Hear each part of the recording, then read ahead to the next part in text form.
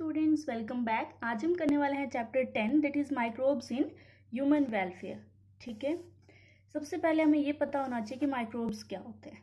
ठीक है, and then उसके बाद हम देखेंगे इस चैप्टर के अंदर कि वो ह्यूमन की वेलफेयर के लिए, ह्यूमन वेलफेयर मतलब इंसानों की भलाई के लिए क्या क्या करते हैं। ठीक है, क्योंकि इससे पहले एक चैप्टर पढ़ा था हमने ह्यूमन हेल्थ एंड डिजीजेस। ठीक है, उसके अंदर हमने क्या पढ़ा था कि जितने भी टाइप के माइक्रोब्स हैं वो सब क्या हैं, डिजीज कॉजिंग पैथोजेंस है ना। चाहे आप बैक्टीरिया की बात करें, चाहे आप वायरस की बात करें, चाहे आप प्रोटोजोआ की बात करें, चाहे आप हेलमेंट्स की बात करें। ठीक है, सब क्या थे जो ऐसे एक नेगेटिव इम्पैक्ट डाल रहे थे हमारी लाइफ पे डिजीज कॉज करके। ठीक है, तो बट इस चैप्टर के अंदर हम पढ़ेंगे कि माइक्रोब्स है वो हमारे लिए यूजफुल कैसे हैं। ठीक है, ओके। तो इसके लिए सबसे पहले हमें पता होना चाहिए कि माइक्रोब्स होते क्या हैं। ओके, माइक्रो ऑर्गेनिजम्स और माइक्रोब्स क्या होते हैं, are small organisms which are not visible to naked eyes because they have a size of 0.1 mm और लेस। ठीक है, माइक्रोब्स या माइक्रो ऑर्गेनिज्म वो ऑर्गेनिज्म है जो क्या है हमारे नेकेड आई से विजिबल नहीं है, क्योंकि इनका साइज क्या है बहुत ज़्यादा छोटा होता है, दैट इज 0.1 mm या उससे भी कम। ठीक है, तो इसलिए इनको क्या है सिर्फ हम माइक्रोस्कोप के नीचे ही देख सकते हैं। ठीक है, बट ये क्या है हर जगह पे प्रेजेंट है, माइक्रोब्स आर प्रेजेंट एवरीवेयर। चाहे आप इनसाइड द सॉइल बोलो, चाहे सारे टाइप के वाटर बोलो, चाहे इन एयर बोलो, in dust particle, inside and outside our body as well as other animals and plants. ठीक है, हर जगह पे क्या है माइक्रोब्स फैले हुए हैं। ओके, आप अगर कहो कि भाई ये तो चलो ठीक है एक नॉर्मल सिचुएशन होगी, बट उसके बाद भी कुछ ऐसे स्पेशल या हॉस्पिटाइल प्लेसेस है जहाँ पे भी क्या है कोई भी लाइफ फॉर्म एग्जिस्ट नहीं कर सकती, जैसे कि स्नो के अंदर। बट स्नो के अंदर भी क्या है माइक्रोब्स हैं।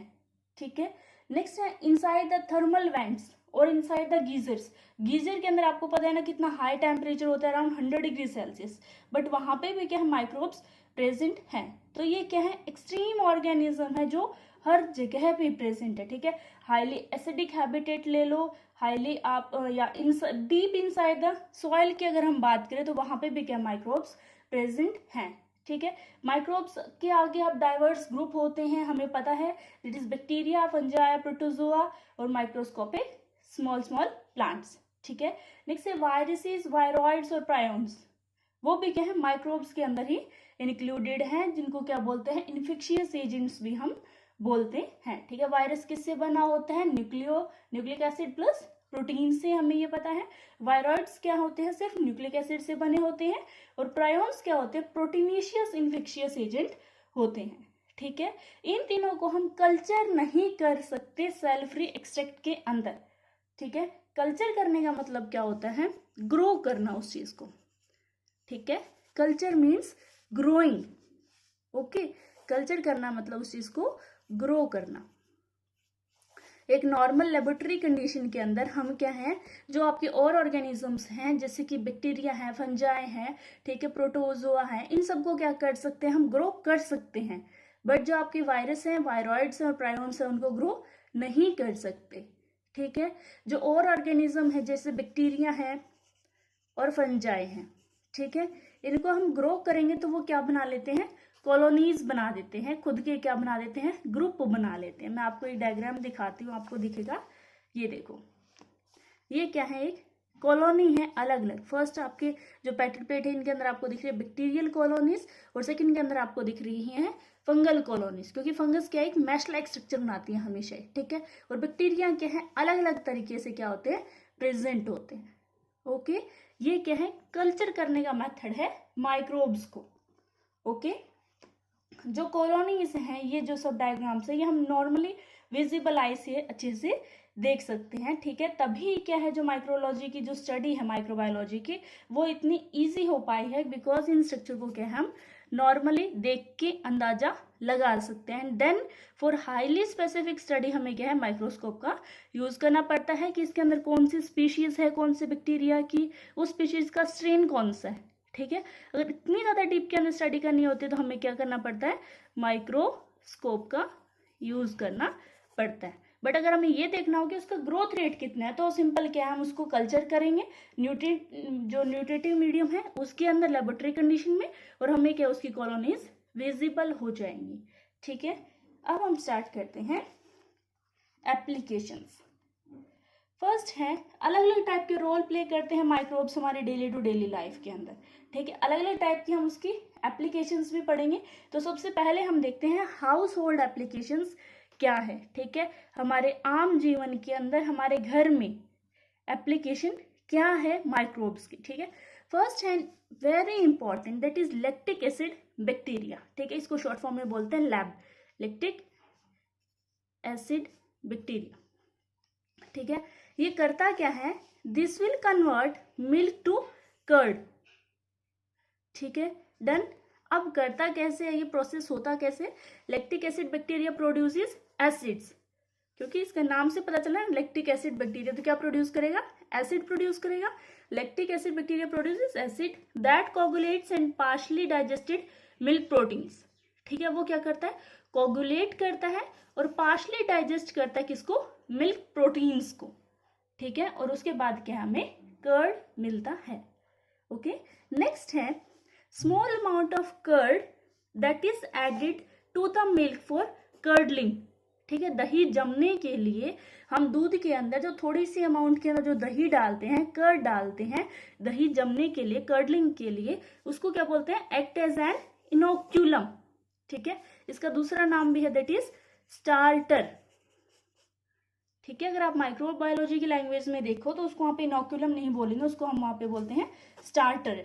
ठीक है, तो हमने मिल्क में क्या ऐड किया, स्टार्टर ऐड किया, और स्टार्टर क्या है, a little amount of curd. ठीक है, उसके अंदर है क्या, आप कर्ड के अंदर containing thousands of lactic acid bacteria which further multiply. ठीक है, हमें दही जमाने के लिए क्या करना पड़ता है, दूध को गर्म किया एक नॉर्मल टेम्परेचर पे, देन उसके अंदर क्या थोड़ा सा दही डाल दिया। अब वो दही क्यों डालते हैं, ताकि दही के अंदर क्या होते हैं, पहले से ही 1000 अमाउंट्स के अंदर क्या होते हैं, बैक्टीरिया प्रेजेंट होते हैं, जो क्या है उसके दूध के अंदर जाने के बाद क्या वहां पे और ज्यादा मल्टीप्लाई करेंगे और सारे दूध को कन्वर्ट कर देंगे किस चीज के अंदर, दही के अंदर। ठीक है, ओके, नेक्स्ट देखो, lactic acid bacteria enhances the nutritional value of milk by increasing vitamin B12। ठीक है, दिस इज मोस्ट इंपॉर्टेंट कि लैक्टिक एसिड बैक्टीरिया क्या करता है मिल्क के साथ, उसके जो विटामिन B12 की जो वैल्यू है उसको क्या कर देता है, इंक्रीज कर देता है। ठीक है, नेक्स्ट है एक और इंट्रिंसिक फैक्टर होता है एक वर्ड।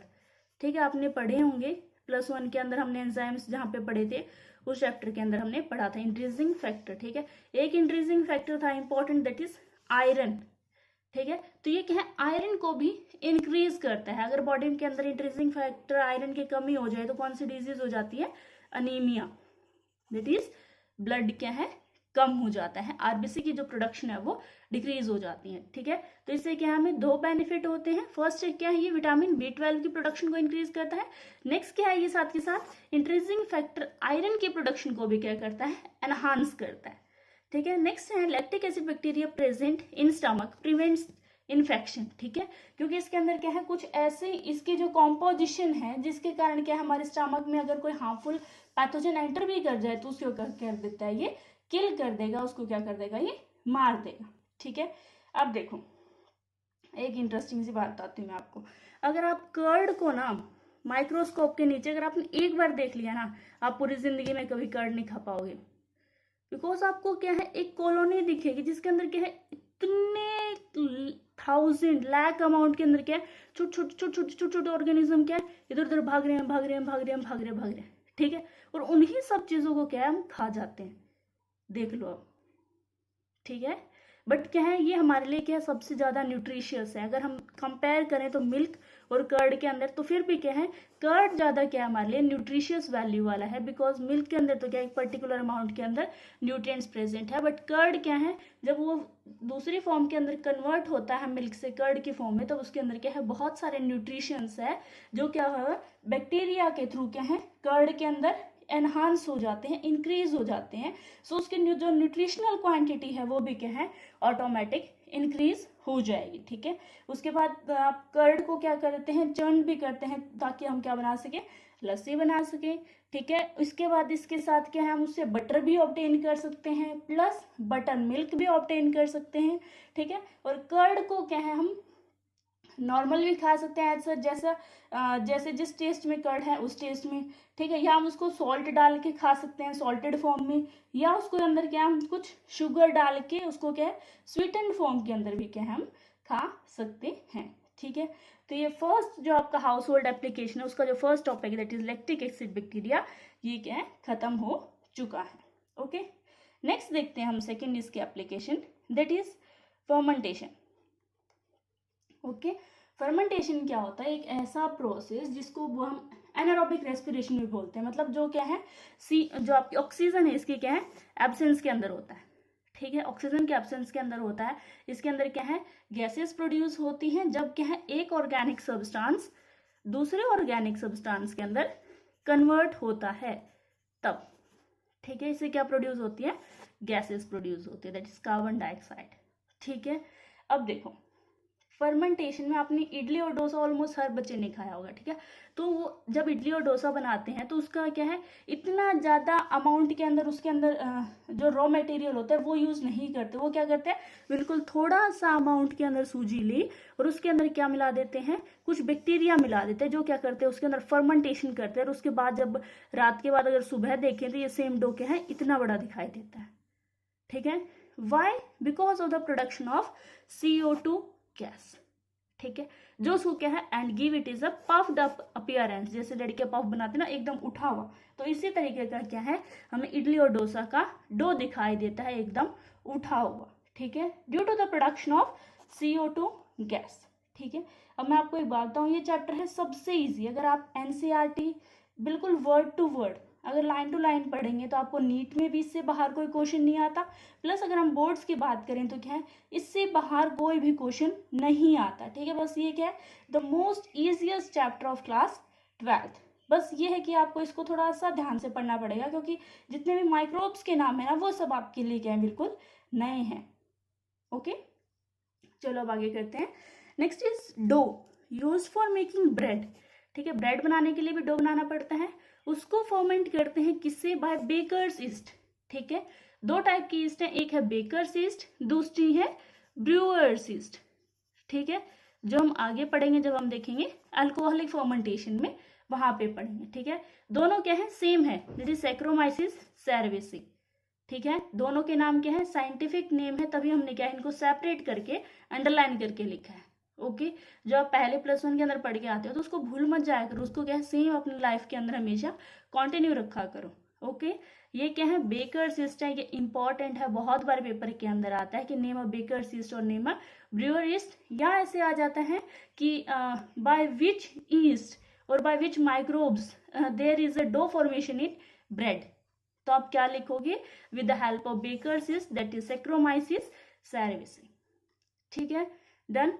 अब हम आगे करते हैं, आगे है मोस्ट इंपॉर्टेंट क्वेश्चन, ठीक है। ये नीट के अंदर क्या है हर 2-3 साल के अंदर एक बार जरूर आता है। ओके, कैसे? टोडी, टोडी क्या है एक ट्रेडिशनल ड्रिंक है from south India made by fermenting SAP from the palm trees, ठीक है। इसके अंदर आता है ये पाम वर्ड है जो इंपॉर्टेंट है, ठीक है, कि ये सब आपको बता देंगे एग्जाम के अंदर कि टोडी है एक ट्रेडिशनल ड्रिंक है साउथ इंडिया के अंदर है, ठीक है। तो वो एक प्लांट के सैप से बनती है, तो what is the name of that plant, तो आप क्या लिखोगे the name of that plant is palm trees, ठीक है। ये इंपॉर्टेंट है, आपको बहुत अच्छे से याद रहना चाहिए। ओके, अब हमारा नेक्स्ट टॉपिक है दैट इज चीज मेकिंग के अंदर, ठीक है। आजकल की जो जनरेशन है उसमें से किसको चीज पसंद नहीं है, कोई भी बंदा ऐसा नहीं होगा, ठीक है। ब्रेड भी अगर हम पिज्जा भी खा रहे हैं तो भी क्या कहेंगे भैया एक्स्ट्रा चीज डाल देना, है ना, क्यों? क्योंकि चीज क्या है हमें पसंद ही इतना ज्यादा है। अब ऐसे तो नहीं है ना कि चीज को एक पर्सन है एक माइक्रोब्स की हेल्प से बना रहा है, ऐसे नहीं होता, वहां पे क्या लार्ज स्केल प्रोडक्शन होता है डिफरेंट टाइप की चीज का, ठीक है। तो वो कैसे होता है, कौन से माइक्रोब्स यूज होते हैं, डिफरेंट टाइप की चीज कौन से होते हैं, ये सब हम यहाँ पे पढ़ने वाले हैं, ठीक है। सबसे जो अगर हम कहें कि सबसे ज्यादा जो ओल्डेस्ट मिल्क प्रोडक्ट है जो हम माइक्रोब से बनाते हैं दैट इज चीज, ठीक है। अब हम स्टार्ट करते हैं। Curd is separated from liquid part to form the cheese, ठीक है।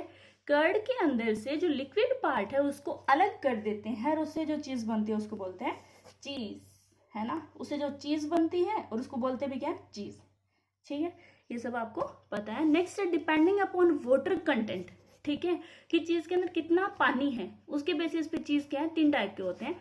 चीज is of 3 type, that is soft, semi hard and hard. And the 3 types are, first होता है सॉफ्ट चीज। सॉफ्ट चीज के अंदर कितना होता है वाटर, 50 से लेके 80% तक उसमें वाटर होता है। नेक्स्ट है सेमी हार्ड चीज, उसके अंदर अबाउट 45% वाटर होता है। देन आता है हार्ड चीज जिसके अंदर क्या होता है, लेस देन 40% वाटर होता है, ठीक है। ये आपको इंपॉर्टेंट है, याद रखना है कि पेपर के अंदर ऐसे भी आ सकता है कि डिस्टिंग्विश बिटवीन 3 टाइप्स ऑफ चीज। सो अगर आप एक पॉइंट अगर आपको आता हो तो ये तो क्या है, आप बहुत अच्छे से लिख पाओगे, ठीक है। नेक्स्ट है the bacterium propionibacterium shermanii is used in Swiss cheese, ठीक है, ये मोस्ट इंपॉर्टेंट है स्विस चीज का। और नेक्स्ट आगे टॉपिक है हमारा रॉकफोर्ट चीज का। ये दोनों मोस्ट इंपॉर्टेंट है, अगर चीज से रिलेटेड अगर कोई क्वेश्चन आता है ना तो हमेशा इन दोनों में से ही आता है, ठीक है। इसमें क्या है, द बैक्टीरियम प्रोपोनीबैक्टीरियम शेरमैनी, ठीक है, is used in Swiss cheese to give it its characteristics holes by producing large amount of carbon dioxide, ठीक है। स्विस चीज एक ऐसा चीज है, आप इसको नेट करके देख सकते हो, गूगल करोगे तब उसके अंदर आपको क्या दिखेंगे, उस चीज के अंदर क्या होते हैं, लार्ज होल्स होते हैं, ठीक है। वो लार्ज होल्स क्या है, इसके कैरेक्टरिस्टिक हैं मेन, कि बाहर से कोई रैंडमली पर्सन देख के बता सकता है भी हाँ, अगर जब इसके अंदर इतने बड़े बड़े होल्स हैं तो ये कौन सा है, स्विस चीज है, ठीक है। वो क्या है, उस चीज की स्पेशलिटी है, उसकी यूएसपी है। यूएसपी क्या होता है, यूनिक सेलिंग पॉइंट, ओके। तो उसकी कैरेक्टरिस्टिक क्या है कि उसके अंदर लार्ज होल होते हैं, और वो होल किसके कारण होते हैं, due to the large amount of carbon dioxide, ठीक है। कार्बन डाइऑक्साइड प्रोड्यूस होती है जब ये बैक्टीरिया वर्क करता है इन the production of Swiss cheese, okay. और बैक्टीरिया का नाम आपको बहुत अच्छे से याद होना चाहिए, प्रोपोनीबैक्टीरियम शेरमैनी, ओके। नेक्स्ट है हमारा रॉकफोर्ट चीज, ठीक है। रॉकफोर्ट चीज का नाम क्या है, उस बैक्टीरिया जो सॉरी ईस्ट है उसके नाम पे ही रखा गया है, ठीक है। उस ईस्ट का नाम क्या है, रॉकफोर्टी, इसलिए इसको क्या रख दिया नाम इसका, रॉकफोर्ट चीज, ठीक है। इसके अंदर क्या यूज होती है, यूजेस पेनिसिलियम रॉकफोर्टी, वाइल कैम्बर्ट चीज एम्प्लॉयज द पेनिसिलियम कैम्बर्टी, ठीक है। इसके अंदर क्या है, दूसरा जो नेक्स्ट टाइप का चीज है दैट इज कैम्बर्ट चीज, उसके अंदर भी क्या होती है, कैम्बर्टी, ठीक है। पेनिसिलियम कैम्बर्टी यूज होती है उसके राइपनिंग के लिए, ठीक है। आई थिंक ये सब चीजें आपको अब क्लियर हो चुकी होंगी, ठीक है।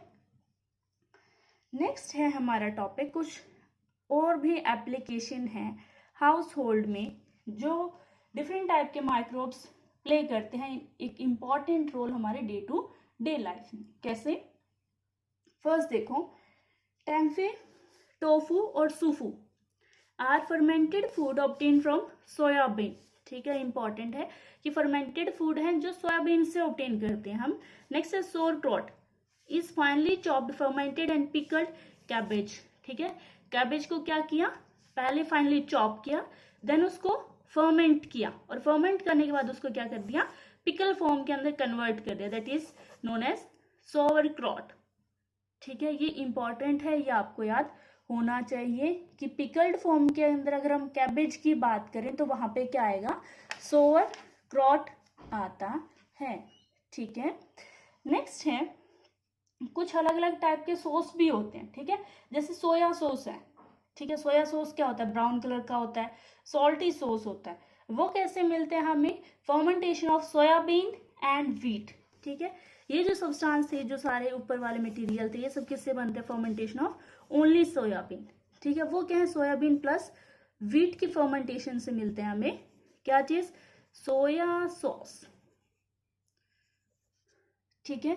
सोया सॉस हो गया। नेक्स्ट है हमारा, कुछ बैम्बो शूट्स हैं, जैसे आसाम जैसे इलाके के अंदर कुछ बैम्बो प्लांट है, वहां पे ज्यादा होता है ना बैम्बो की लकड़ियां, तो वो क्या करते हैं, उसको एज अ वेजिटेबल यूज कर लेते हैं खाने के लिए, ठीक है। कैसे, आफ्टर फर्मेंटेशन, ठीक है। फर्मेंटेशन से क्या है, बहुत सारी ऐसी चीजें हैं जो हम इमेजिन भी नहीं कर सकते, और वो लोग क्या है उस चीज को खा रहे हैं, और ये क्या है, काफी टेस्टी भी होता है, क्योंकि तभी है वहां पे लोगों को इतना ज्यादा पसंद आता है। क्या खाते हैं वो, बैम्बो शूट्स, ठीक है। नेक्स्ट है हमारा SCP, ठीक है। अगर थोड़ा सा याद हो तो SCP stands for single cell protein, है ना, सिंगल सेल प्रोटीन। ये क्या होता है, हाईली रिच इन प्रोटीन, क्योंकि नाम से पता चल रहा है इसके अंदर क्या ज़्यादा अमाउंट में प्रोटीन है, विटामिन और मिनरल्स हैं, ठीक है, बट पुअर इन फैट। यही तो इसका सबसे बड़ा बेनिफिट था कि एक ऐसी चीज खाओ जिससे फैट इंक्रीज ही नहीं हो रहा, तो that is single cell protein. Okay, the common single cell protein are spirulina, ठीक है, या ईस्ट, या क्या होता है फ्यूजेरियम ग्रामिनेरियम, ठीक है। ये क्या है, कॉमन सोर्सेज हैं जहां से हम सिंगल सेल प्रोटीन है उसको ऑब्टेन कर सकते हैं, ठीक है। सिंगल सेल प्रोटीन है वो एनवायरमेंट जो पॉल्यूशन है उसको रिड्यूस करने में भी हेल्पफुल होते हैं, बिकॉज ये एक ऐसे मीडियम पे ग्रो होता है जिसके क्या है ऑर्गेनिक वेस्ट होते हैं जो हम क्या एग्रीकल्चर में या इंडस्ट्रीज में एज ए रॉ मटेरियल भी यूज कर सकते हैं, ठीक है। अब हम करते हैं next, that is Streptococcus thermophilus and Lactobacillus bulgaricus help in producing yogurt from milk, ठीक है। योगर्ट को जब ऑब्टेन करना है मिल्क से, तो ये दो डिफरेंट टाइप के बैक्टीरिया हैं जो क्या है काफी ज्यादा यूजफुल हैं, that is streptococcus thermophilus and lactobacillus bulgaricus, ठीक है। ये दो मेन बैक्टीरिया हैं जो हेल्पफुल है किस चीज के अंदर, in the production of yogurt from milk, ठीक है। इसके लिए क्या है, आपको जो नॉर्मल टेम्परेचर रिक्वायर्ड है that is about 45 degree Celsius for only 4 hours, okay. Next it has a flavour of lactic acid and acetaldehyde, ठीक है। इसके अंदर क्या है, दोनों चीजों का टेस्ट आता है, किसका, लैक्टिक एसिड का भी आता है और एसिटल्डिहाइड का भी आता है, ठीक है। योगर्ट ऑफन क्या होता है, स्वीटेंड होता है और मिक्स किया जाता है उसको फ्रूट्स के साथ, ठीक है। अब हम करते हैं उसकी इंडस्ट्रियल एप्लीकेशन माइक्रोब्स की, ठीक है। यहाँ तक सारी थी वो थी हाउस होल्ड एप्लीकेशन क्या है माइक्रोब्स की। आई थिंक ये आपको सबको अच्छे से समझ में आ गया होगा। अब नेक्स्ट टॉपिक है हमारा इंडस्ट्रियल एप्लीकेशन क्या है। For industrial purposes microbes are grown in a large vessels called as fermenter, ठीक है। मोस्ट इंपॉर्टेंट, कई बार बहुत छोटा क्वेश्चन भी आ जाता है, डिफाइन फर्मेंटर, फिर आप कहोगे मैम फर्मेंटेशन तो याद रहा, फर्मेंटर याद नहीं रहा, तो ठीक है।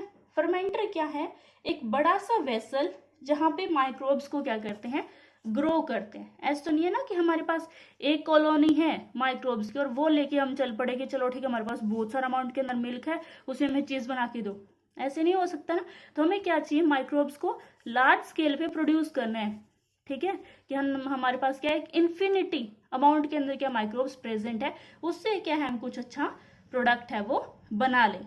तो वो ये सब काम होता कहाँ पे, हम माइक्रोब्स को ग्रो करते कैसे हैं, बड़ी बड़ी लार्ज वेसल्स के अंदर, जिनको क्या बोलते हैं, फर्मेंटर बोलते हैं, ठीक है।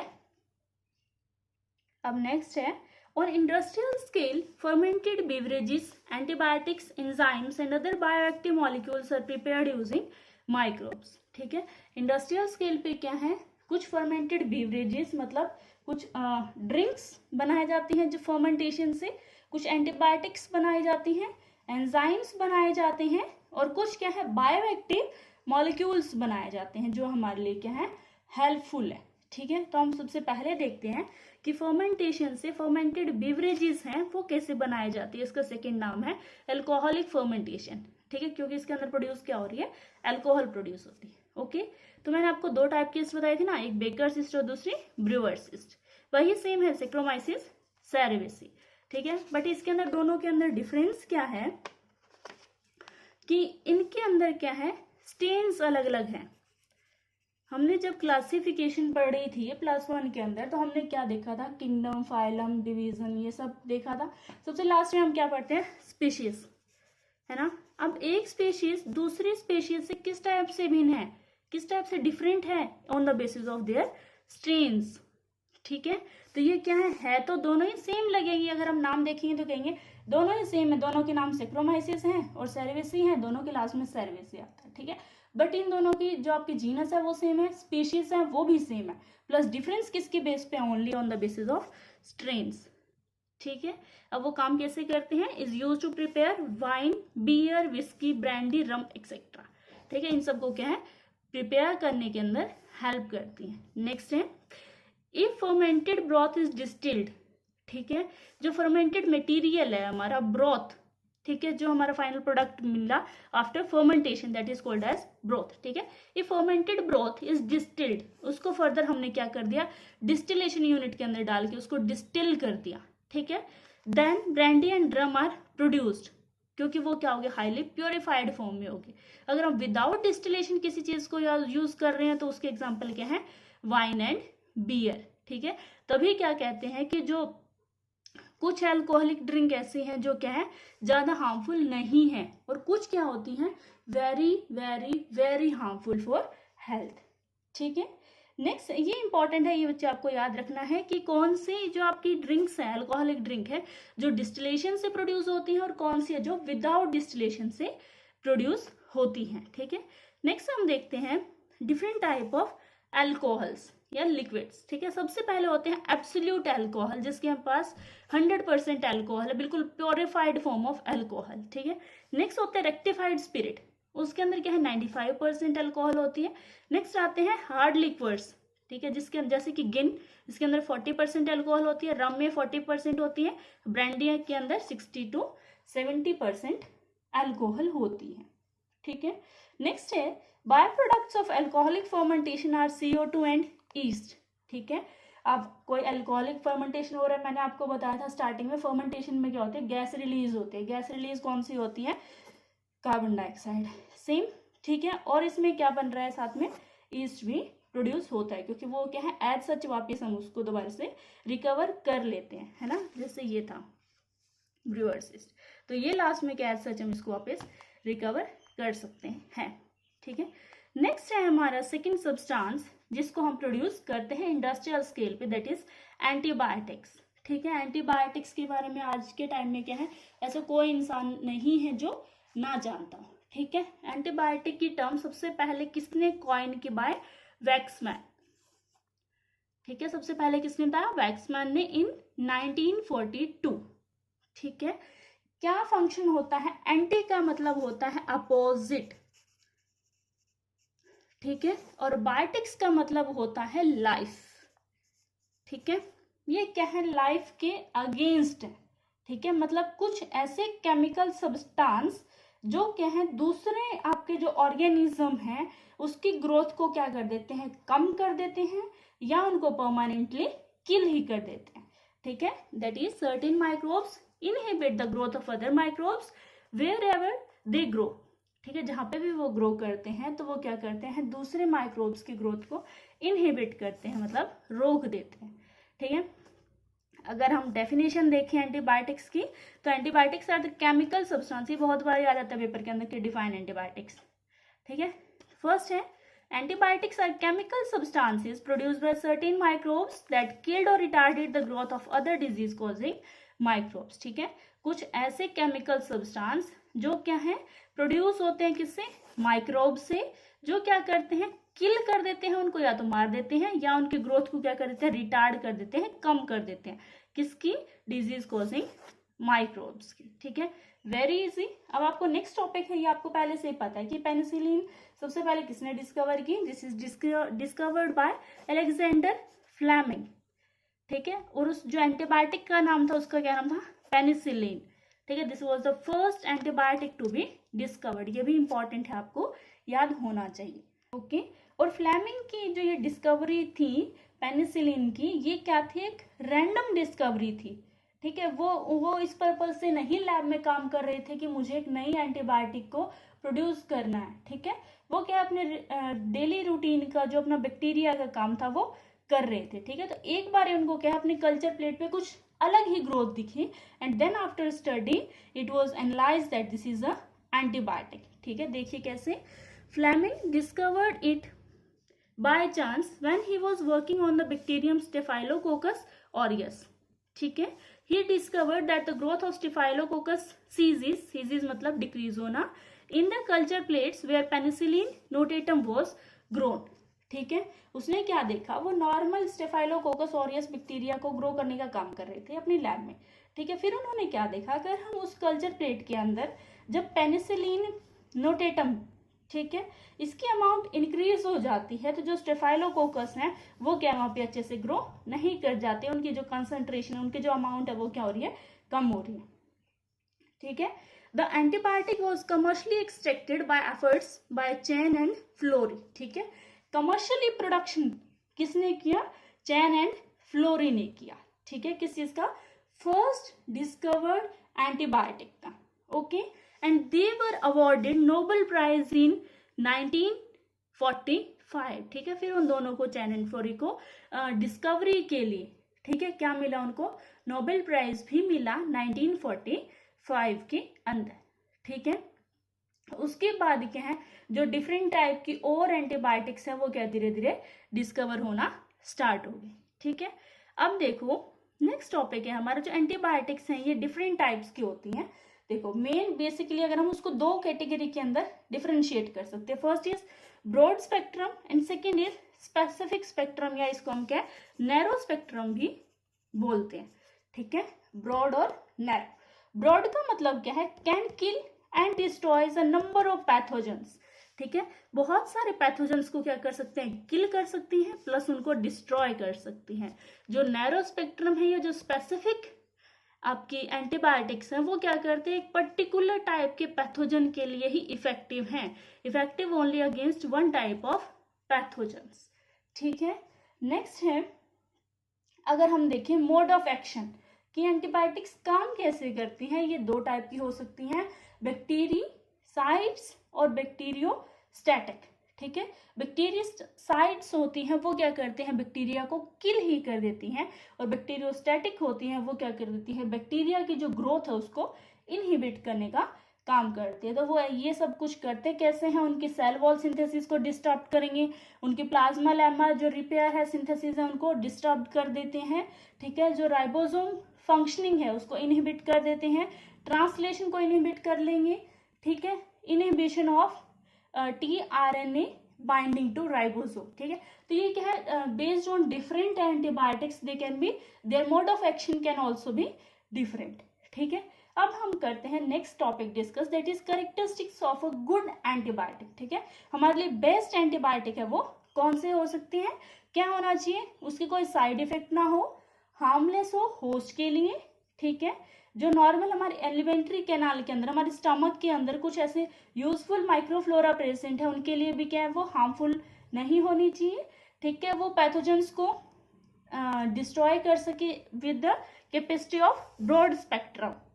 ठीक है, नेक्स्ट है वो हर स्ट्रेन ऑफ पैथोजेंस के लिए क्या होना चाहिए, इफेक्टिव होने चाहिए, plus last that is quick action, बहुत जल्दी उसको काम करना है। ऐसे नहीं है कि हमने कोई एंटीबायोटिक्स ली और हम 10 दिन तक क्या है सेम स्टेज पे, हमें पता चल रहा है कि उन्होंने तो अभी एक्शन करना ही स्टार्ट नहीं किया। ठीक है, ये सब चीजें क्या है, these all are the characteristics of a good antibiotics. Our next topic is chemicals, enzymes and bioactive agents.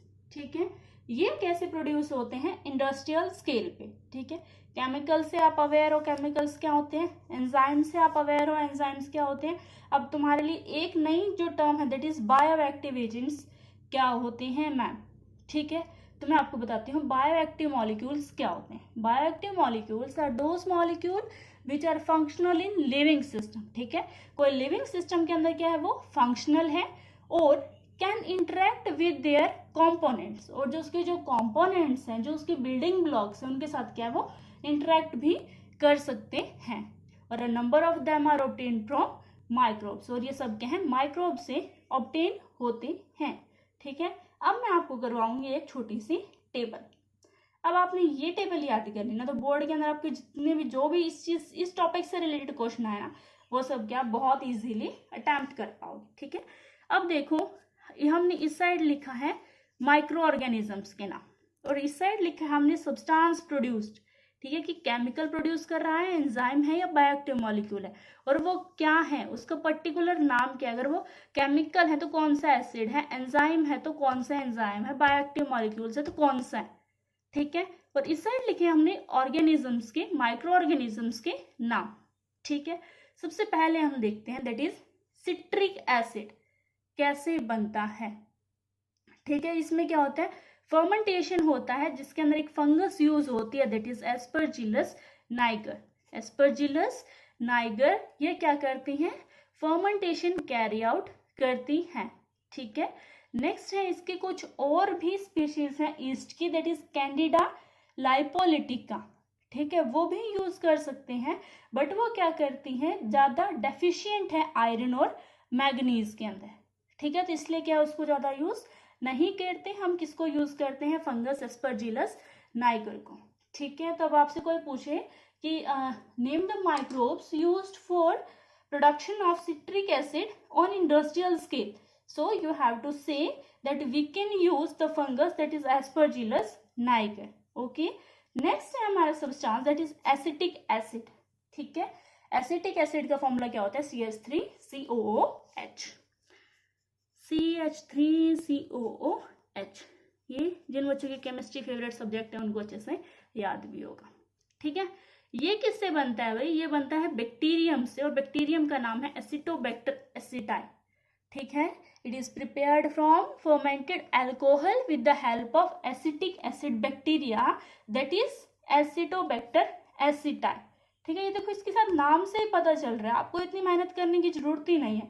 Acetic acid नाम याद करते याद आएगा, जिसके अंदर एसिटिक ऐसे कुछ था, तो क्या नाम उसका, एसिटोबैक्टर एसिटाई। ठीक है, इसके अंदर क्या होता है, अल्कोहलिक फर्मेंटेशन होता है, जो क्या है एनारोबिक प्रोसेस है, और इसके अंदर क्या होते हैं, कन्वर्जन होती है अल्कोहल की इनटू एसिटिक एसिड। ठीक है, नेक्स्ट है हमारे पास ब्यूटायरिक एसिड। ठीक है, ब्यूटायरिक एसिड कैसे बनता है, this acid is produced during fermentation activity of bacterium clostridium butylicum. ठीक है, ये क्या है, इसके नाम से ही पता चल रहा है बेटा, आपको ज्यादा मेहनत करने की जरूरत ही नहीं पड़ेगी लर्न करने के लिए। इनके अंदर क्या होता है, rancidity of butter is also due to its formation. ठीक है, जब ब्यूटायरिक एसिड फर्मेंटेशन हो जाती है बटर के अंदर, तभी उसके अंदर क्या हो जाती है, रेंसिडिटी भी हो जाती है, मतलब that is unfit for the consumption. ठीक है, नेक्स्ट है हमारे लिए most important, that is lactic acid.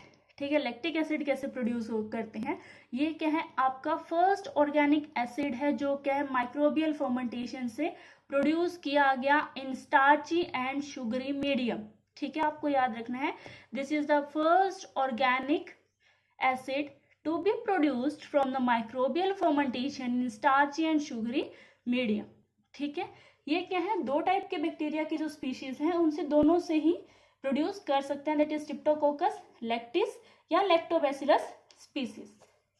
ठीक है, उस स्पीशीज का नाम भी मैंने आपके लिए यहाँ पे लिख दिया, दैट इज एसिडोफिलस। ठीक है, एंड कुछ फंजाई है दैट इज राइजोपस, उससे भी क्या है ये प्रोड्यूस हो सकते हैं। ठीक है, this acid derived from fungal resources is costlier but is of high purity। ठीक है, अगर हम फंगस से, राइजोपस से अगर हम ऑब्टेन करना चाहें एसिटिक एसिड, तो क्या है वो हमारे लिए इतना इकोनॉमिकल बेनिफिट नहीं है, क्योंकि उससे क्या हमें खर्चा ज़्यादा हो जाएगा, बट उसकी एक अच्छी बात भी है कि वो ज़्यादा प्योरीफाई फॉर्म में हमें क्या है मिलता है। ठीक है, अब लैक्टिक एसिड की अगर आपको मतलब नहीं पता ही होगा, मुझे पता है, तो इसका मैं आपको केमिकल फॉर्मूला बता देती हूँ, that is 4CH3.CHOH.COOH। Okay, this is the chemical formula of lactic acid, 4CH3.CHOH.COOH। Okay, next है हमारा जो सब्सटेंस प्रोड्यूस हो रहा है दैट इज इथेनॉल। ठीक है, ये इथेनॉल, मिथेनॉल, प्रोपेनॉल, ब्यूटेनॉल, ये सब क्या है, टाइप है अल्कोहल के, जो प्रोड्यूस होते हैं कमर्शियली, किससे, फर्मेंटेशन एक्टिविटी से, किस चीज की, ऑफ सम फंजाई और ईस्ट। ठीक है, जैसे कि ईस्ट हो सकता है, म्यूकर हो सकता है, राइजोपस हो सकता है, या कुछ बैक्टीरिया भी इसके अंदर क्या है यूज हो सकते हैं। ठीक है, तो हम इथेनॉल प्रोडक्शन के लिए पर्टिकुलरली किसको यूज करते हैं, सैक्रोमाइसिस सेरेविसी को। ठीक है, नेक्स्ट है हमारे लिए एक इंपॉर्टेंट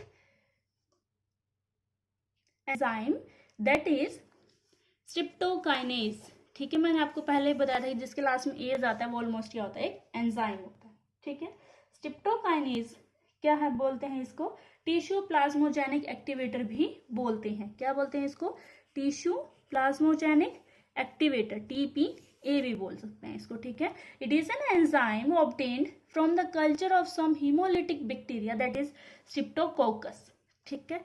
कहाँ से मिलता है हमें ये, स्ट्रेप्टोकोकस से मिलता है, and modified genetically to function as clot buster, ठीक है। इसको क्या करते हैं हम, ऑब्टेन कैसे करते हैं, बाय बैक्टीरियम स्ट्रेप्टोकोकस, प्लस इसको क्या कर देते हैं हम, जेनेटिकली मॉडिफाई कर देते हैं ताकि ये जिसका जो खुद का फंक्शन है दैट इज क्लॉट ब्लस्टर, वो फंक्शन क्या ये अच्छे से परफॉर्म कर सके। इसके पास क्या है, फाइब्रोलाइटिक इफेक्ट होता है, तो ये क्या करता है, it help in clearing blood clots inside the blood vessels through the dilution of intravascular fibrin, ठीक है।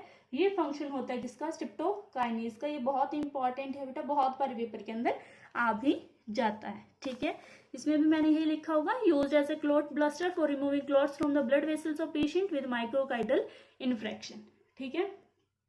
उन पेशेंट को जिनको क्या है, ब्लड वेसल्स के अंदर ब्लड है वो क्लॉट हो जाता है, तो उसको क्या करता है, डिसोल्यूशन करने का काम करता है कौन, streptokinase. This is a enzyme, okay, and this enzyme is produced by the activity of bacterium streptococcus, okay, और इसका एक और नाम है that is TPA, tissue plasmogenic activator, okay।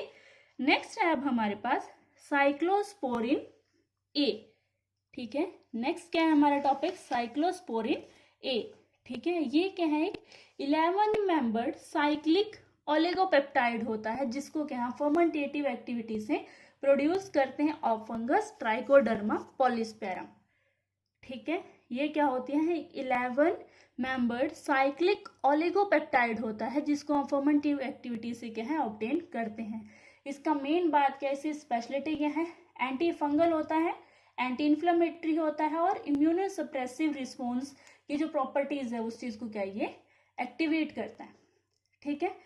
It inhibits the activation of T cell and therefore prevent reaction in the organ transplantation, ठीक है। Most important, इसके अंदर से क्या लास्ट बार पेपर के अंदर क्वेश्चन आया था कि how is cyclosporin A effective in human body, तो क्या बताओगे आप, ये क्या होता है, anti fungal, anti inflammatory and immunosuppressive property होती है इसके पास। तो ये क्या करता है, जो टी सेल है उसकी एक्टिवेशन को इनहिबिट कर देता है, ताकि जो ऑर्गन रिजेक्शन रिएक्शन है ऑर्गन ट्रांसप्लांटेशन में उसको क्या कर सके, रोक सके, ठीक है। देखो, cyclosporin A used as immune suppressive agent in organ transplantation, ठीक है। मैंने आपको इसकी प्रॉपर्टीज बताई, anti fungal, anti inflammatory and immunosuppressive property होती है। इसके कारण ये क्या है, टी सेल्स को जो आपकी प्रोडक्शन है, जो उसकी एक्टिवेशन है उसको इनहिबिट कर देता है, ताकि क्या हो सके, ऑर्गन जो रिएक्शन, ऑर्गन रिजेक्ट करने के लिए जो बॉडी के अंदर रिएक्शन होने वाली है वो प्रिवेंट हो सके, वो रुक सके, ठीक है। नेक्स्ट है हमारा last product that is statins, ठीक है। They are produced of fermentation activity of yeast that is monascus purpureus, ठीक है, which resemble mevalonate and are competitive inhibitor of beta hydroxy beta methyl glutaric और HMG CoA reductase, ठीक। इतना आपको याद रखने की जरूरत नहीं है, ये मेन आप ऐसे याद रखो, this inhibits the cholesterol synthesis. ये बॉडी के अंदर क्या है, कोलेस्ट्रॉल सिंथेसिस के अंदर हेल्प करता है। तभी अगर इसकी या अगर हम देखें कि इसका यूज क्या है, तो so they are used in lowering the blood cholesterol level, ठीक है। जैसे कि अगर मैं इसके एग्जांपल बताऊं तो लोवास्टैटिन्स, नेक्स्ट है पैरावेस्टैटिन्स, ठीक है। ये क्या है, डिफरेंट टाइप के स्टैटिन्स हैं जो क्या करते हैं, ब्लड कोलेस्ट्रॉल लेवल को लो करते हैं, ठीक है।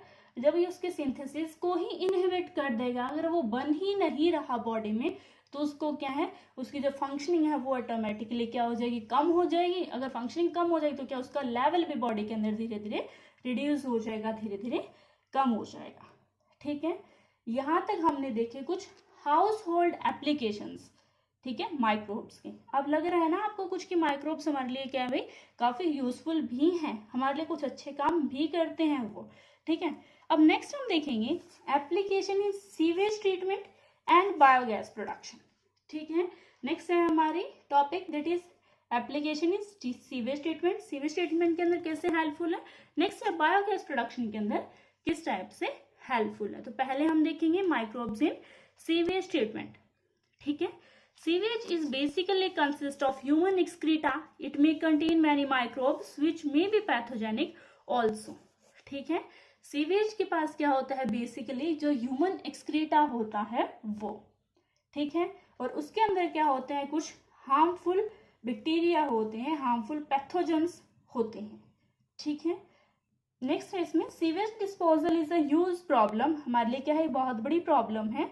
It cannot be directly dispose in to rivers and streams, क्या हम डायरेक्टली उसको डिस्पोज ऑफ नहीं कर सकते और नहीं हमें करना चाहिए, बिकॉज ये क्या करते हैं, हमारे जो एनवायरमेंट है उसको क्या करते हैं, पॉल्यूट करते हैं, ठीक है। तो पॉल्यूशन को कम करने के लिए इसमें क्या किया जाता है, STP जो प्रोसेस है उसको एम्प्लॉय किया जाता है, ठीक है।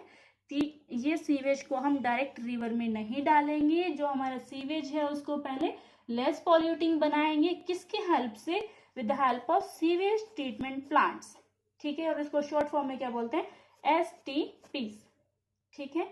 कुछ आपके नॉर्मल अजम्पशन बेस्ड क्वेश्चन आते हैं पेपर के अंदर, जो आपके मतलब वैल्यू बेस्ड जिसको बोलते हैं, वो आपके सिर्फ नॉलेज चेक करना चाहते हैं, ठीक है। तो ये सब इस टॉपिक के अंदर से क्या कई बार क्वेश्चन आ जाता है कि जो हमारे सीवेज है उसको हम डायरेक्टली डिस्पोज ऑफ क्यों नहीं कर सकते, अगर हम उसको डिस्पोज ऑफ कर देंगे तो क्या हो सकता है, ठीक है।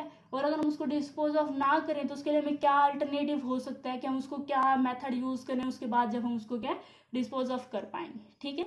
तो वो सब आपको इस टॉपिक के अंदर क्लियर हो जाएगा, ओके। अब देखो इसके अंदर बेसिकली होता क्या है, the heterotrophic microbes present in the sewage itself aid in its treatment, ठीक है। जो सीवेज है इसके अंदर पहले से ही प्रेजेंट है क्या चीज, हेटेरोट्रॉफिक माइक्रोब्स, ठीक है। वो बेचारे क्या करते हैं, खुद के ही डिकम्पोजिशन में हमारी हेल्प करते हैं, एड करना मतलब हेल्प इन करना, ठीक है। अब क्या है, इस ट्रीटमेंट की 3 मेन स्टेजेस होती हैं। फर्स्ट है प्राइमरी ट्रीटमेंट, जो क्या होता है, फिजिकल होता है, कि जो आपके फिजिकल जो आपके डेब्रीज हैं, जो आपकी इम्प्योरिटीज है उसको हम रिमूव कर सकें, ठीक है। सेकेंड प्रोसेस होता है that is secondary treatment is biological, इसके अंदर माइक्रोब्स का यूज होता है।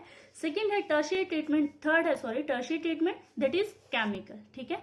तो इसके अंदर हम क्या प्राइमरी और सेकेंडरी ट्रीटमेंट को फुल डिटेल से पढ़ेंगे, और टर्शियरी ट्रीटमेंट के अंदर क्या होता है, कुछ जो लार्ज टैंक्स होते हैं जिसके अंदर जब 2 ट्रीटमेंट के बाद प्योरीफाई होके जो सब्सटेंस आ जाता है तो उसके अंदर क्या कुछ केमिकल्स एडअप किए जाते हैं, कि अगर अभी भी इतने ज्यादा ट्रीटमेंट होने के बाद भी अगर कोई इम्प्योरिटी प्रेजेंट है, कोई हार्मफुल पैथोजन प्रेजेंट है वाटर के अंदर, सीवेज के अंदर, तो उसको क्या कर सके, हम प्योरीफाई कर सकें, ठीक है। तो इसमें हम क्या है, 2 जो आपके ट्रीटमेंट है, प्राइमरी ट्रीटमेंट और सेकेंडरी ट्रीटमेंट, फुल डिटेल के अंदर पढ़ने वाले हैं, ठीक है। तो आइए हम स्टार्ट करते हैं पहले फर्स्ट ट्रीटमेंट के साथ, दैट इज प्राइमरी ट्रीटमेंट। तो मैंने आपको पहले बताया था प्राइमरी ट्रीटमेंट क्या होता है, फिजिकल रिमूवल होता है कोई चीज का। It involves the physical removal of particles of filtration and sedimentation, ठीक है। इसके अंदर क्या होता है, जो आपके सब्सटेंस हैं, चाहे वो स्मॉल है, लार्ज है, फ्लोटिंग है, चाहे वो सस्पेंडेड है, चाहे वो सॉलिड है, चाहे वो लिक्विड है, ठीक है, उन सब को रिमूव करते हैं किस प्रोसेस से, फिल्ट्रेशन से और सेडिमेंटेशन से, ठीक है। फिल्ट्रेशन आपको पता है, फिल्टर करना होता है जिसके अंदर इम्प्योरिटीज क्या हैं, जो आपके हैवी पार्टिकल्स हैं वो क्या हो जाते हैं, ऊपर रह जाते हैं, और जो आपके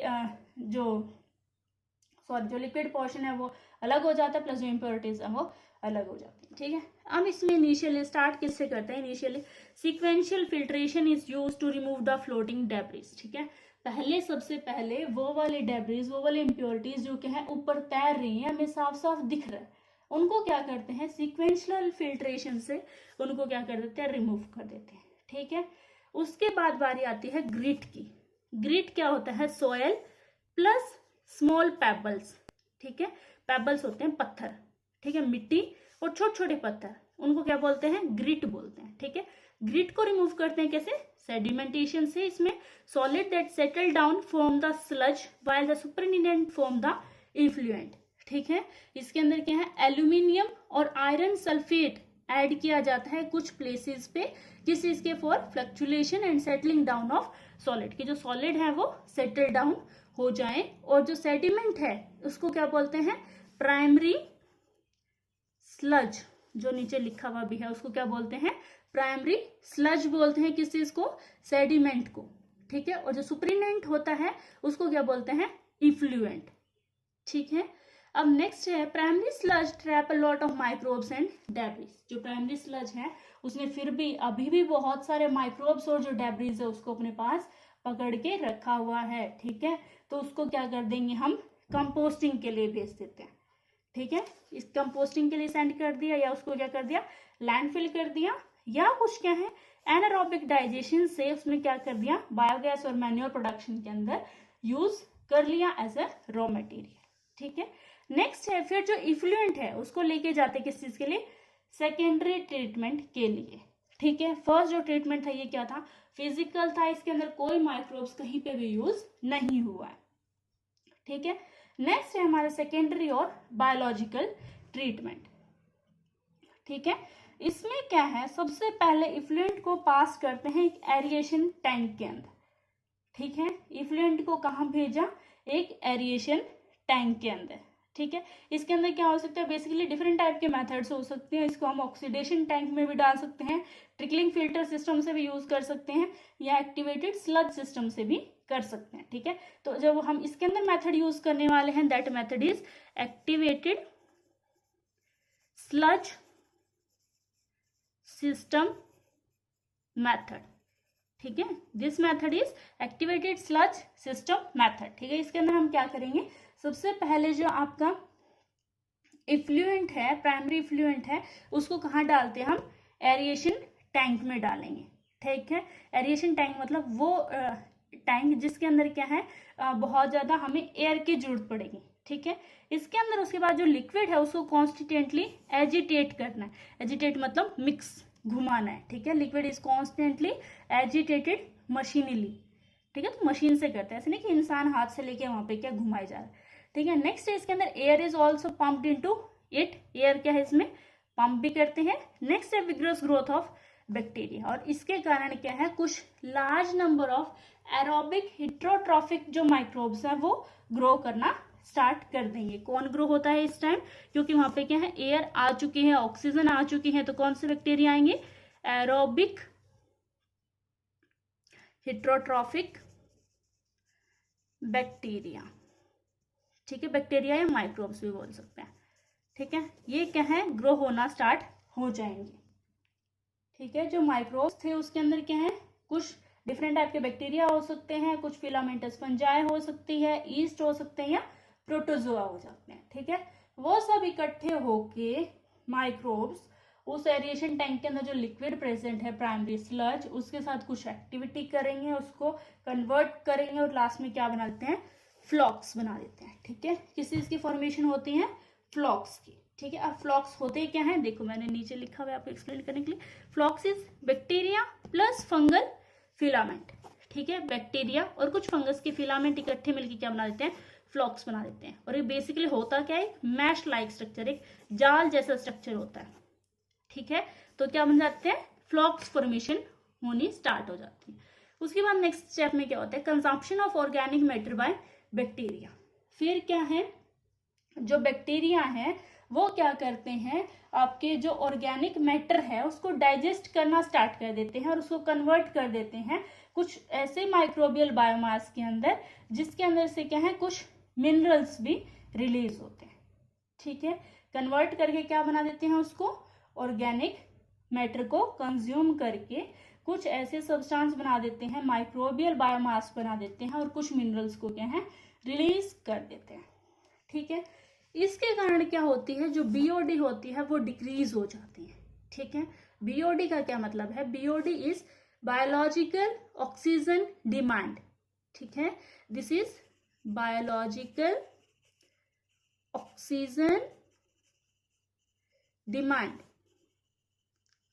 ठीक है। समटाइम यहाँ पे बायोलॉजिकल की जगह बायोकेमिकल भी होता है, ठीक है।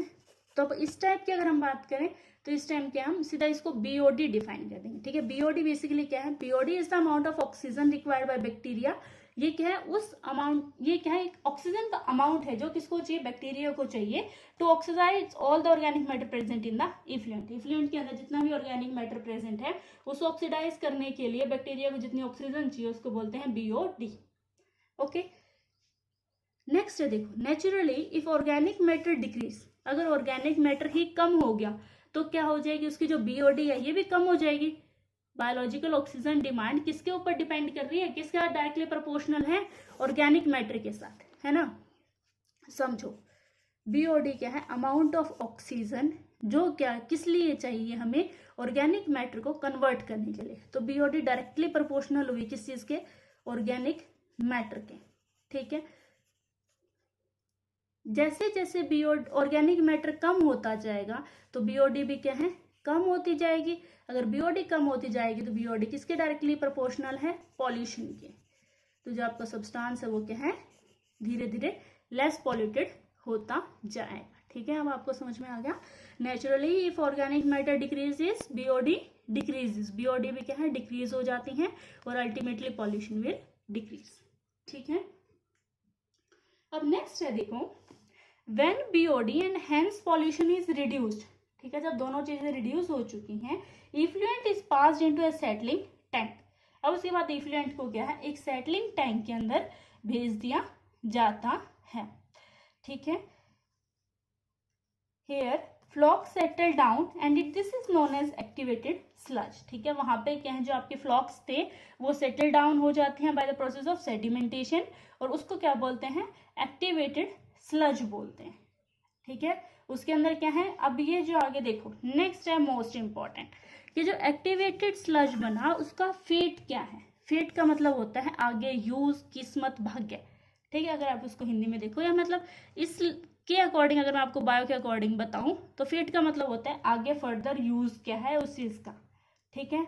अब हमें पता चलेगा कि फ्लॉक सेटल डाउन हो चुके हैं और वहां पे क्या बन चुका है, एक्टिवेटेड स्लज बन चुका है। अब एक्टिवेटेड स्लज को आगे दो तरीके से हम यूज कर सकते हैं, कैसे, देखो, सबसे पहले small part is pumped back to aeration tank, ठीक है। ये जो छोटा सा इसमें से एक पार्ट लिया और वापस कहाँ डाल देंगे हम, एरिएशन टैंक के अंदर। जो स्टार्टिंग में हमने क्या किया था, जो आपके सेकेंडरी बायोलॉजिकल ट्रीटमेंट थे तो उसके अंदर स्टार्टिंग में हमने डाले थे ना सारे प्राइमरी इफ्लुएंट को, कहाँ पे, एरिएशन टैंक में, उसी के अंदर क्या हम इसको वापस डाल देते हैं। क्यों, क्योंकि वो नेक्स्ट जो साइकिल है उसके लिए क्या हो सके, तैयार हो सके, where it act as flocs for the next cycle, ठीक है। एक तो ये तरीका है। सेकंड उसका यूज कहाँ है, that is remaining part pumped into anaerobic sludge digester, क्योंकि हमें अभी क्या है, इसको और ज्यादा एक्टिवेट, और ज्यादा उसको क्या करना है, प्योरीफाई करना है। तो जो रिमेनिंग जो बचा हुआ पोर्शन है उसको हम कहाँ डाल देते हैं, एनारोबिक स्लज डाइजेस्टर के अंदर हम उसको पम्प्ड बैक कर देते हैं, ठीक है। तो अब एनारोबिक स्लज डाइजेस्टर में क्या हो रहा है, anaerobic sludge digester, anaerobic bacteria act on the activated sludge to produce biogas, ठीक है। वो एक्टिवेटेड स्लज के ऊपर वर्क करना स्टार्ट कर देंगे और क्या प्रोड्यूस कर देंगे, बायोगैस। बायोगैस के मेन कॉन्स्टिट्यूएंट्स क्या क्या है, methane, H2S, hydrogen sulphide and carbon dioxide, ठीक है। ये प्रोड्यूस करना स्टार्ट कर देंगे। नेक्स्ट है the effluent from secondary treatment plant is release into water body, ठीक है।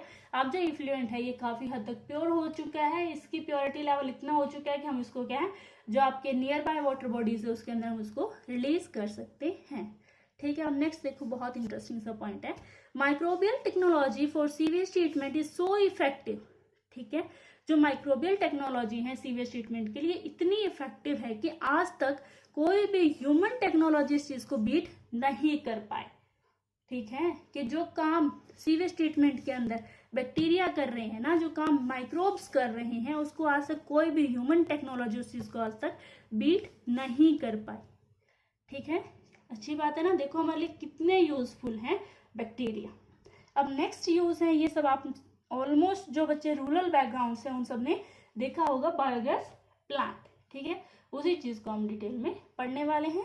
Next use is microbes in production of biogas, okay. Biogas is a methane rich fuel gas produced by anaerobic breakdown of or digestion of biomass with the help of methanogenic bacteria। ठीक है, methane. अब कई बार क्या है, simple कुछ नहीं पूछते इसमें से, सिंपल कहेंगे डिफाइन बायोगैस। अब बच्चे तो वहीं पे अटक जाएंगे, कहीं मैं पूरा प्रोसीजर याद है, सब कुछ याद है, बस डेफिनेशन तो नहीं लिख सकते, क्या करें। तो इस चीज के लिए क्या, आपको सबसे पहले डेफिनेशन ही याद होनी चाहिए। बायोगैस क्या है, एक मीथेन रिच फ्यूल गैस है जो प्रोड्यूस होती है कैसे, एनारोबिक ब्रेकडाउन से, या डाइजेशन होता है किसी चीज का, बायोमास का, with the help of methanogenic bacteria. ठीक है, ये क्या सबसे इंपॉर्टेंट वर्ड है इसके अंदर, कि किसकी हेल्प से, with the help of methanogenic bacteria. ठीक है, इट हैज मीथेन, इसके अंदर मीथेन होती है 50 to 70%, कार्बन डाइऑक्साइड होती है 30 to 40%, और ट्रेस अमाउंट में होती है नाइट्रोजन, हाइड्रोजन सल्फाइड और हाइड्रोजन। ठीक है, ये कॉम्पोजिशन भी इंपॉर्टेंट है, आपको याद होनी चाहिए। नेक्स्ट है microbes produces many gases during their metabolism. हमें पता है कि माइक्रोब्स हैं वो अपने मेटाबॉलिज्म के टाइम क्या है, बहुत सारे गैसेस हैं वो प्रोड्यूस करते हैं। The type of gas produced depend upon the substrate they grow on and the type of microbes। ठीक है, अब वो किस टाइप की गैस प्रोड्यूस कर रहे हैं, ये किस चीज पर डिपेंड करता है कि उनका सबस्ट्रेट क्या है। ठीक है, कि वो किस चीज को डिकम्पोज कर रहे हैं, प्लस वो किस चीज के ऊपर ग्रो कर रहे हैं, प्लस वो किस टाइप के माइक्रोब हैं खुद, कि वो मिथेनोजेनिक हैं, वो एसिडिक कंडीशन में बेटर वर्क करते हैं, या उनकी प्रॉपर्टी क्या है पर्टिकुलरली। ठीक है, देखो इसके अंदर anaerobic bacteria usually produce methane along with CO2 and H2। ठीक है, एनारोबिक जो बैक्टीरिया होते हैं उनकी क्या प्रॉपर्टी है, कि ये बेसिकली मीथेन प्रोड्यूस करते हैं किसके साथ, CO2 और H2 के साथ। Such bacteria are called as methanogens. ठीक है, ऐसे एनारोबिक बैक्टीरिया जो मीथेन, CO2 और H2 प्रोड्यूस करें उनको बोलते हैं मिथेनोजेंस। जैसे कि एग्जांपल है मिथेनोबैक्टीरियम। ठीक है, मिथेनोबैक्टीरियम क्या है, एक बैक्टीरिया है मिथेनोजेंस क्लास का, जो क्या करते हैं, वो बैक्टीरिया एनारोबिक कंडीशन के अंदर मीथेन, कार्बन डाइऑक्साइड और हाइड्रोजन प्रोड्यूस करते हैं।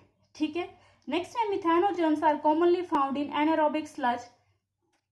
ठीक है, थेनोजेंस जो बैक्टीरिया हैं ये कॉमनली कहाँ मिलते हैं, एनारोबिक स्लज के अंदर, और इन द र्यूमन ऑफ कैटल। ठीक है, र्यूमन क्या है, एक पार्ट है, ठीक है, ऑफ स्टमक। ठीक है, ये क्या है, र्यूमन ऑफ कैटल के अंदर भी क्या है, मिलते हैं। In the र्यूमन of cattle these bacteria help in cellulose digestion. ये इंपॉर्टेंट है कि र्यूमन ऑफ कैटल के अंदर तो मिलते हैं, बट वहां पे ये करते क्या है, ये करते हैं वहां पे डाइजेशन, ब्रेकडाउन।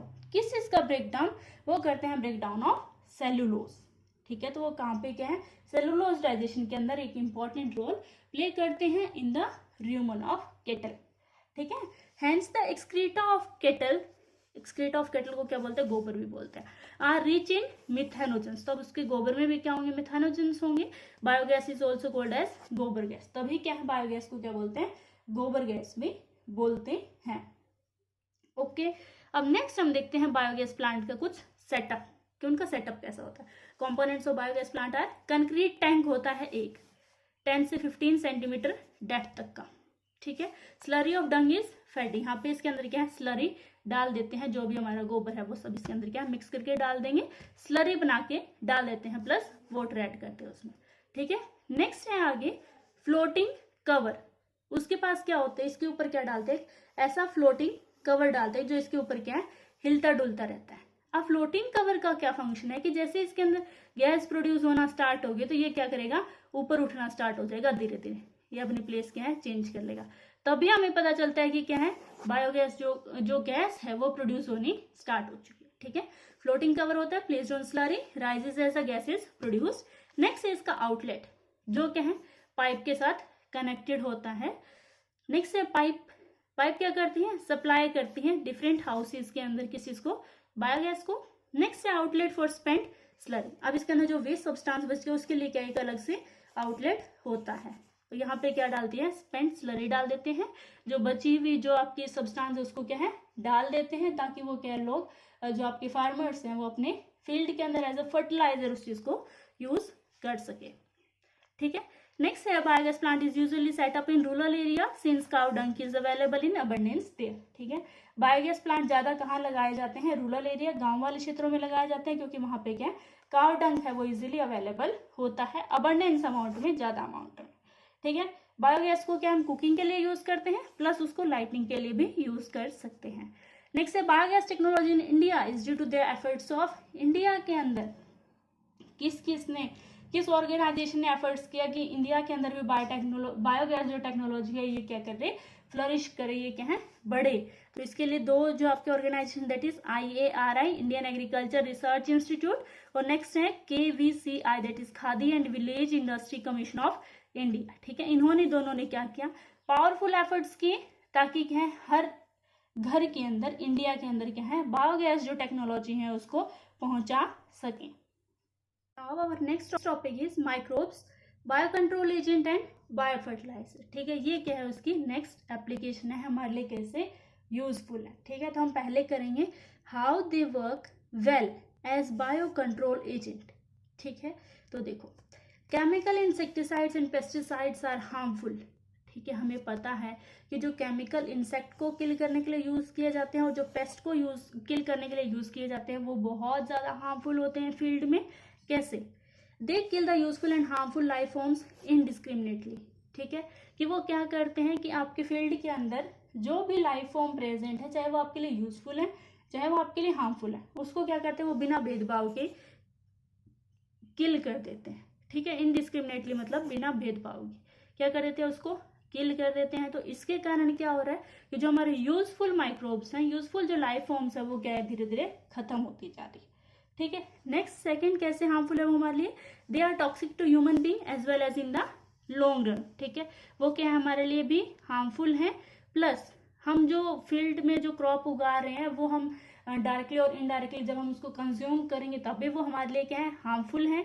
ठीक है, नेक्स्ट है if all insect of a particular species are killed then the natural predator prey relationship and the food chain will get distorted. ठीक है, अगर एक टाइप के सारे इंसेक्ट को ही किल कर दिया तो वहां पे जो फूड चेन है वो कैसे वर्क करेगी, कैसे जो प्रीडेटर प्रे रिलेशनशिप है वो फ्लरिश करेंगे, वो कैसे ग्रो करेंगे। ठीक है, तो वो सब क्या है खत्म होता जा रहा है। नेक्स्ट है तो इन सब चीजों को जो आपके ऊपर वाले 3 पॉइंट्स इन सबको ओवरकम करने के लिए क्या करें, देखो hence biological means to eradicate pest can be use. Eradicate मतलब फिनिश। ठीक है, तो उसके लिए क्या करना चाहिए, बायोलॉजिकल जो तरीके हैं वो अपनाने चाहिए। इसमें क्या है, this require the knowledge of life forms that is predator और प्रे कौन कौन है इसके बारे में हमें पता होना चाहिए, that inhabit a particular area, their life cycles and the patterns of feeding and preferred habitats. ठीक है, अगर हम बायोलॉजिकल मीन्स बायोलॉजिकल जो तरीके हैं ये अपनाएंगे तो इस चीज के लिए हमें क्या है कुछ नॉलेज होनी चाहिए कि जो ऑर्गेनिज्म है उनकी लाइफ फॉर्म्स कैसी हैं।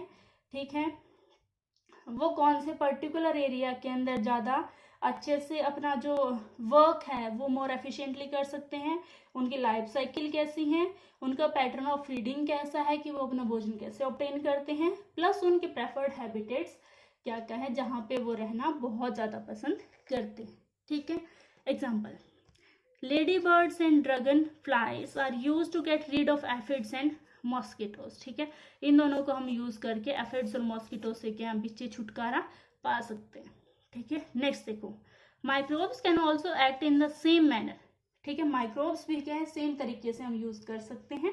The most exemplar question that is bacillus thuringiensis क्या है, क्यों यूज करते हैं, कैसे प्रोड्यूस हुआ, क्या बहुत इंपॉर्टेंट क्वेश्चन है। बैसिलस थ्यूरिजेनेसिस या BT बोलते हैं इसको शॉर्ट में, is use to control the butterfly caterpillars. ठीक है, ये किस लिए यूज होता है, बटरफ्लाई जो कैटरपिलर्स हैं उनके अगेंस्ट यूज होता है। ठीक है, नेक्स्ट है this bacterium is available in सैशेज। ठीक है, ये पाउच के अंदर आता है एज ड्राइड स्पोर्स। ठीक है, ये मोस्ट इंपॉर्टेंट है कि बीटी कॉटन वर्क कैसे करता है, बीटी बैक्टीरिया। ठीक है, तो कैसे देखो ये हमें कहाँ मिलता है, कैसे मिलेगा मार्केट में, सैशे में पाउच की फॉर्म में। ठीक है, कैसे होते हैं उसके अंदर ड्राइड स्पोर होते हैं। ठीक है, जो हम करते हैं स्प्रे क्रॉप के ऊपर। ठीक है, जब क्रॉप के ऊपर स्प्रे करेंगे तो जो the spores get into the gut of larva, larva के क्या है गट के अंदर चले जाएंगे, एंड किल इट, फिर उस लार्वा को क्या कर देंगे किल कर देंगे, while the other insect remain undisturb. ठीक है, कि क्या है इनका एक पर्टिकुलर दुश्मन है,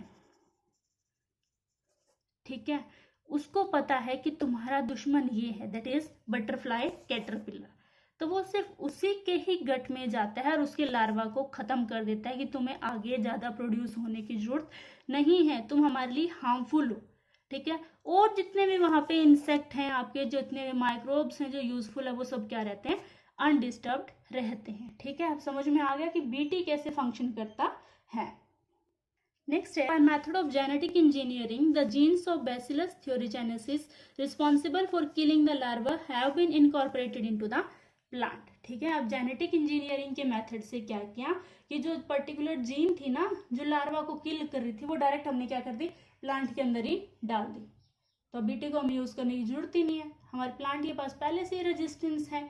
ओके, नेक्स्ट है cotton plant with BT gene incorporated is called as BT cotton. ठीक है, तो कॉटन की एक वैरायटी है जिसको क्या बोलते हैं बीटी कॉटन। उसको बीटी कॉटन क्यों बोलते हैं, क्योंकि यही वो कॉटन प्लांट है जिसके अंदर हमने क्या डाली है बीटी जीन को डाला है, इसलिए इसको क्या बोलते हैं बीटी कॉटन बोलते हैं। ठीक है, आई थिंक आपको समझ में आ गया होगा। अब नेक्स्ट टॉपिक करते हैं हम, the fungus that is trichoderma living in roots of plants act as a bio control agent against several plant pathogens. ठीक है, ट्राइकोडर्मा क्या है एक फंगस है जो कि क्या है रूट्स में फाउंड होती है, रूट्स में मिलती है हमें, वो क्या करती हैं वहां पे बायो कंट्रोल एजेंट का काम करती हैं और कुछ प्लांट पैथोजेंस है उनको क्या है किल कर देती हैं। नेक्स्ट है baculovirus particularly genus nucleopolyhedrovirus are also used as a narrow spectrum insecticidal agent. ठीक है, जैसे कुछ बैक्यूलोवायरस हैं जिसकी पर्टिकुलर जीन कौन सी है न्यूक्लियोपॉलीहेड्रो वायरस, जो क्या है एक नैरो स्पेक्ट्रम की तरह यूज करते हैं इन द इंसेक्टिसाइडल एजेंट के रूप में। ठीक है, नेक्स्ट है bio control agents particularly useful when useful insect are required to be conserved under IPM programmes. ठीक है, बायो कंट्रोल एजेंट को सबसे ज्यादा उस टाइम यूज करते हैं जब हमें क्या है एक पर्टिकुलर इंसेक्ट को बचाना है, उसको क्या करना है कंजर्व करना है under the programme integrated pest management. ठीक है, ये क्या है एक प्रोग्राम स्टार्ट किया हुआ है जो डील करता है किस चीज के लिए इकोलॉजिकल सेंसिटिव एरिया के साथ। ठीक है, ये किस चीज को किसका डील करता है इकोलॉजिकल सेंसिटिव एरिया के साथ। ठीक है, कि वहां पे क्या है जो आपके यूजफुल इंसेक्ट हैं या जो किसी को हार्म नहीं कर रहे उनको बिना मतलब के किल नहीं करना है। ठीक है, इस पे क्या है कई बार पेपर के अंदर एक नोट आ जाता है शॉर्ट में, जो आप इंटरनेट से देख के गूगल से देख के आप अपनी नोटबुक के अंदर जरूर लिखोगे कि right a short note on IPM होता क्या है, उसका मतलब क्या होता है, वो मैंने आपको यहाँ पे समझा दिया। नेक्स्ट यूज है इनका एज ए बायो फर्टिलाइजर। ठीक है, देखो chemical fertiliser contribute to the pollution, हमें पता है कि अगर हम केमिकल फर्टिलाइजर यूज करते हैं तो क्या हो जाता है पॉल्यूशन हो जाता है। नेक्स्ट है bio fertilisers are organism that enrich the nutrient quality of the soil. तो बायो फर्टिलाइजर्स क्या है ऐसे ऑर्गेनिज्म हैं जो क्या करते हैं न्यूट्रिएंट क्वालिटी ऑफ सॉइल है उसको एनरिच करते हैं, उसको एनहांस करते हैं, उसको इंक्रीज करते हैं। ठीक है, देखो many bacteria fungi and cyanobacteria act as bio fertilisers, वो क्या है as a bio fertilisers use होते हैं। ठीक है, जैसे आपने पहले भी नाम सुना होगा कि मैन्योर के अंदर भी यूज हो सकते हैं, नाइट्रोजन फिक्सिंग ऑर्गेनिज्म अलग होते हैं, माइक्रोराइजा अलग होते हैं, ये सब क्या है टाइप ऑफ बायो फर्टिलाइजर्स हैं। ठीक है, नेक्स्ट देखो many bacteria fungi and cyanobacteria act as bio fertiliser हो गया। They act as a bio fertilisers by living in symbiotic association with root nodules of the leguminous plant. ठीक है, ये क्या करते हैं एक सिम्बायोटिक एसोसिएशन में रहते हैं root nodules of the plant के साथ। ठीक है, जैसे कि राइजोबियम के साथ। ठीक है, अब नेक्स्ट है this bacteria fix atmospheric nitrogen and enrich the nitrogen content of the soil. ये क्या करते हैं जो आपके एटमॉस्फेयर के अंदर नाइट्रोजन है उसको फिक्स करते हैं ताकि वहां पे क्या है एटमॉस्फेयर के अंदर जो नाइट्रोजन है उसकी अमाउंट को इंक्रीज कर सके। Fungi also form symbiotic association with plants, fungi भी क्या है सिम्बायोटिक एसोसिएशन बनाते हैं प्लांट्स के साथ जिसको क्या बोलते हैं माइक्रोराइजा बोलते हैं, सच एज ग्लोमस के साथ। They absorb the phosphorus and pass it to the plant. वो क्या करते हैं, फॉस्फोरस को एब्जॉर्ब करते हैं और उसको क्या है प्लांट के पास पास कर देते हैं। ठीक है, माइकोराइजा के जो आपके इनऑर्गेनिक न्यूट्रिएंट है जिसको क्या है वो पिक करने की उसके पास एबिलिटी होती है। Next is cyanobacteria such as nostoc, anabaena etcetera also fix atmospheric nitrogen and act as bio fertiliser specially in paddy field. ठीक है, धान के खेतों के अंदर क्या होते हैं, साइनोबैक्टीरिया हैं जैसे कि नोस्टॉक और एनाबीना, वो क्या करते हैं एटमॉस्फेयर के अंदर जो नाइट्रोजन है उसको फिक्स करते हैं और अपना फंक्शन परफॉर्म करते हैं एज अ बायो फर्टिलाइजर्स। ठीक है, विद दिस हमने आपका ये पूरा का पूरा चैप्टर खत्म कर दिया है। Okay, That's all for today. I hope you have learned a lot. If you enjoyed the video, then like it, share this with your friends, and subscribe to Dream Knowledge for more fresh content. Thank you.